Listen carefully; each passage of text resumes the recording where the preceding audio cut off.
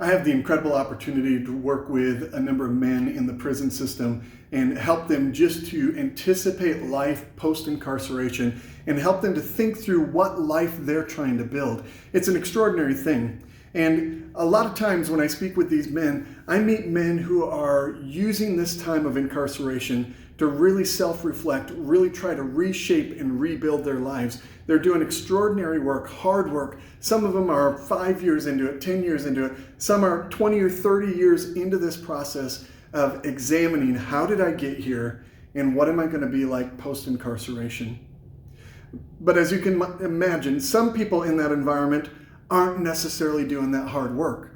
They're just existing and waiting to get out. They have no hope. They feel no sense of value. They feel no security in that environment. And those people, their existence is about getting a reaction. It's about pushing buttons and seeing if they can push someone over the top, make someone blow up, make someone who thinks they're a good person, who thinks they're doing things well, make them just go off and to get them in their place.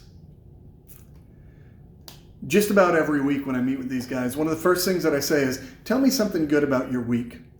And I can't tell you how many times what someone celebrates is the fact that someone made them angry and they held back. They didn't unleash their anger on them. They didn't punch them. They didn't explode. They didn't burst.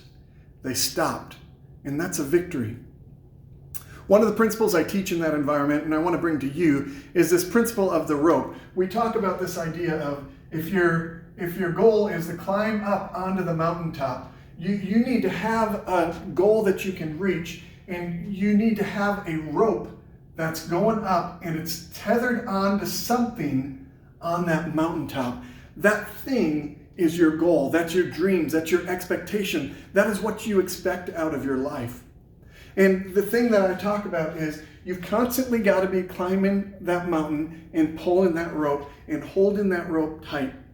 And sometimes things come into your life that are a distraction. And they're things that are trying to push your buttons, things that are trying to discourage you, or things that just happen. Maybe they're not even trying to do anything. Things that just happen, a health scare, a job loss, any number of things. It just happens. And you're faced with a choice. Do I hang on to my dreams? Do I keep tied to my dreams? Or do I cut that dream and tie it on to that other situation? To my guys that are incarcerated, I talk to them about, do you really want to cut your rope to your dreams and tie it onto that guy whose biggest passion in life is to push your buttons?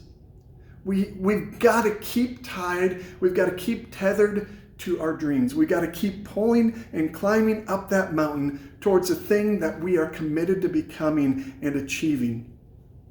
Every time a problem comes into your journey, and there will be problems that come into your journey, you have the choice to either let go of the rope or to cut the rope and tie it onto something, and you'll go down with that thing. Listen, this is why we need a community. You are not created, you're not designed to go it alone. You need people around you, and you need people that are doing the long haul with you through the hard times, through the good times. They help you celebrate, they help you grieve. I want to encourage you that if you're still trying to find those people in your life, it's time to do the work. It's time to stop hoping. It's time to stop thinking about, man, I'll work on that later. Right now I've got too much on. You need those people in your life now to help you be clear on where you're going and what you're achieving, and they're going to help you climb. If you're tired of the struggle, if you're tired of being so discouraged and overwhelmed and feeling like you can't keep climbing toward your dreams because you keep cutting the rope and tying it onto something else and falling down the mountain and starting over, if you're done with that kind of living, it's time for you to build that community.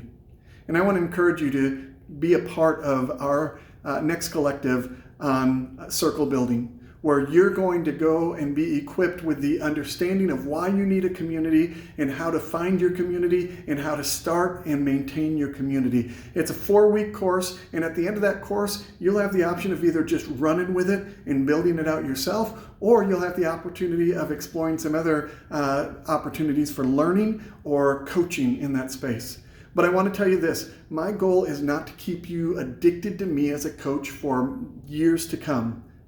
To me, that's not great coaching. That's just me getting a lot of money from you. My goal is to help you build a network of relationships around you that we call your circle of five, so that you can have built-in coaches into your life.